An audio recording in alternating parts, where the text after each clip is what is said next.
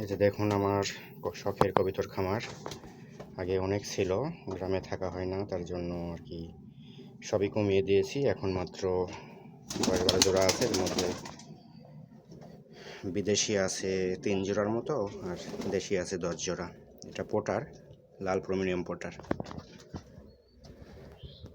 এই একটা। আর এখানে পাখি থাকতো, পাখিগুলো এখন নাই। টিয়া পাখি আমার বোনের ছেলে এসে ছেড়ে দিয়েছে, কথা বলতে পারতো।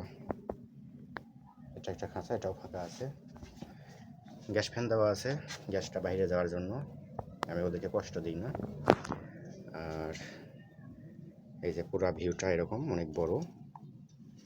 গ্রামে তো এর সামনে সুন্দর করে আবার করব।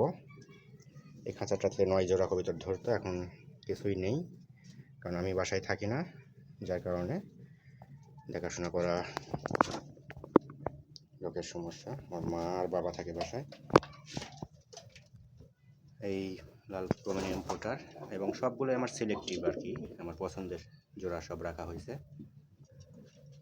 এই যে ক্রস ব্রিড হচ্ছে পোটারের সাথে, ক্রস।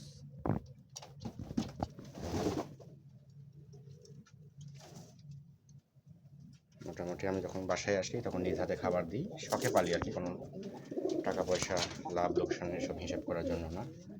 সব ম্যাচিং কালার আছে, কালো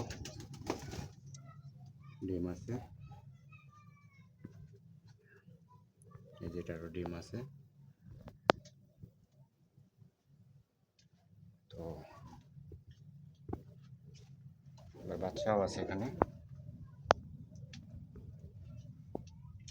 ও বাচ্চাটা মনে হয় আজকেই নিয়ে গেছে, বিক্রি হয়ে গেছে, 2টা ছিল।